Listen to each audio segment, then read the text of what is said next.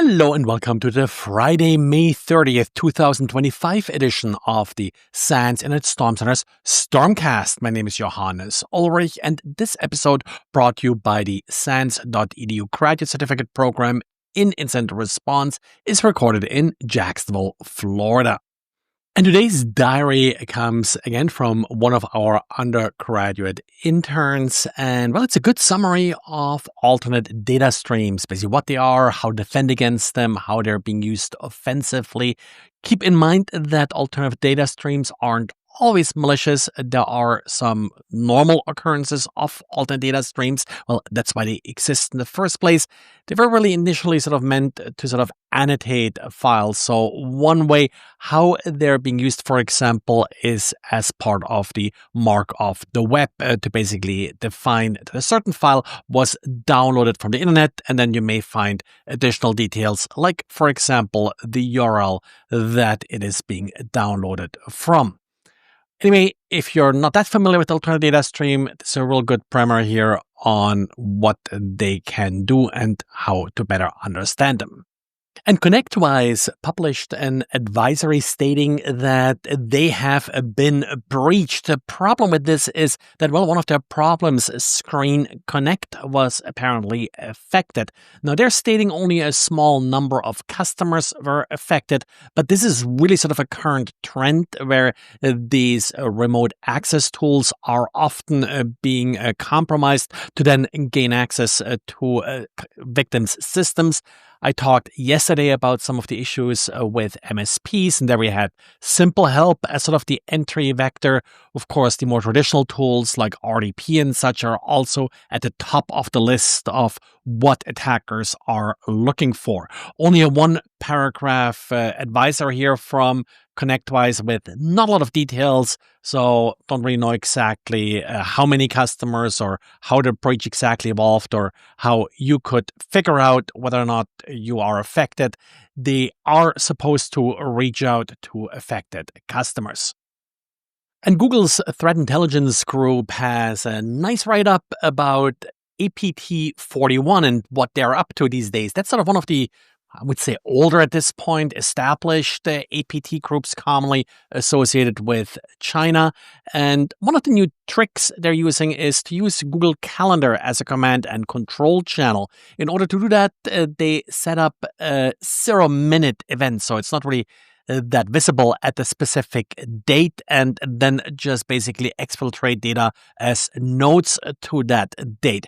This is a typical, difficult to detect kind of command control channel. It's just sort of mixed in with all the other traffic that you probably are seeing to Google. Also, the rest of the infrastructure is pretty much in Cloudflare and other provider that's used for a lot of normal traffic. So really difficult to distinguish them.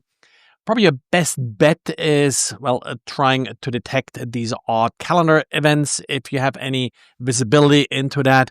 Or then, of course, just look for data volume and yes, the initial spear phishing email, but they have their own sort of usual difficulties in actually detecting them proactively. Don't read too much into the details of the indicators of compromise being shown here, like, for example, the exact date being used for these calendar invites. That's going to change, if probably has already changed. So that'll only help you find some of the older attacks, not anything current. Well, and it's Friday again, so we do have yet again another SANS.edu student to talk about some of our research projects. Oren, could you introduce yourself, please?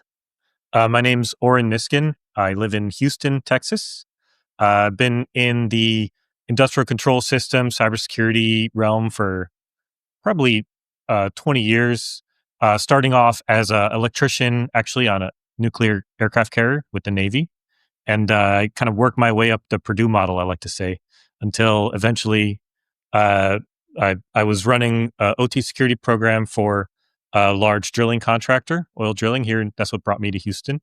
And then I got sick of making an honest living and I moved to consulting. So I worked at EY for a few years.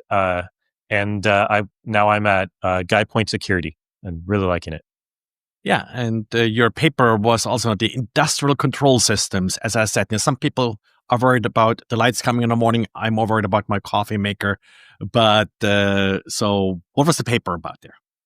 So the paper, after working in industrial control system security on the blue team and the red team, what I noticed is there's a lot of concentration on finding targets once they're inside the OT network. So OT cares about the OT network, IT cares about the IT network, and never the two meet. And what I noticed, though, working on these red teams, especially at GuidePoint where I'm at now, is there's a lot of activity that happens on the IT side that I think it was really useful to be able to catch attacks before they hit the OT network. And that means if you can catch them in IT, it's much cheaper to respond to, less disruptive, much safer, less risk of causing an industrial incident. And that's what the paper is about. It's finding ways to using deception to trick attackers into revealing themselves in the IT network, and then you could block them before they ever touch your OT network. Yeah, a little bit like shifting left in the ICS world. Is this sort of Exactly, yeah. the earlier we get it, the faster, the cheaper we can remediate it. Is the IT network interesting because that sort of really connects your network to the internet? So that's the exposure. Yeah, I think like a typical attack chain is somebody in the IT network gets phished, and now they have credentials in the IT side, and they start enumerating the IT network users and groups, and they discover OT resource or paths to OT from the IT network.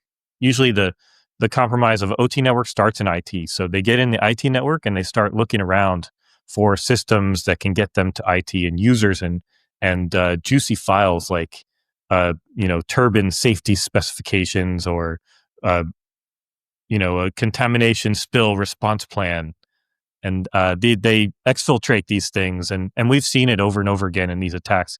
They exfiltrate them and then use them later in the attack. And deception, how does that fit in? Like I use it, of course, heavily for research purposes, but how do you sort of make that work in your networks?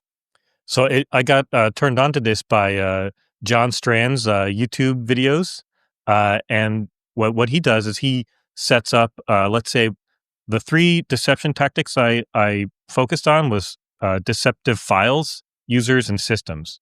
So first of all, you should segment your OT network from your IT network, so that you don't have OT. You have OT in its own boundary that access is controlled in and out of. So a user on the IT side should not be able to manipulate things on the OT network.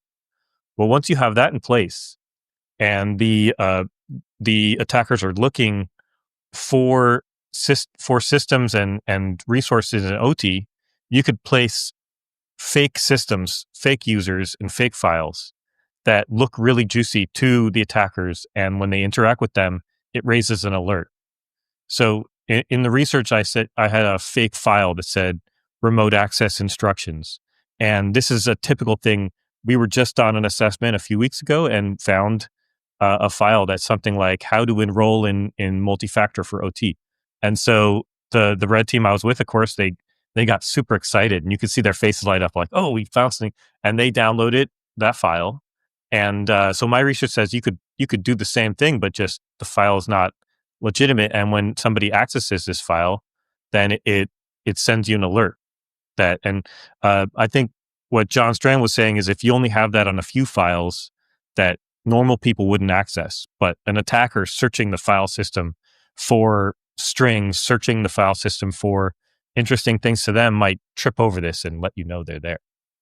Yeah, and I think that's really the hard part sometimes with these deception techniques. You want the attacker to find them, but you don't want the false positives from some regular user who just forgot how to enroll in two-factor authentication, doing sort of a random search on the file system and coming across that file.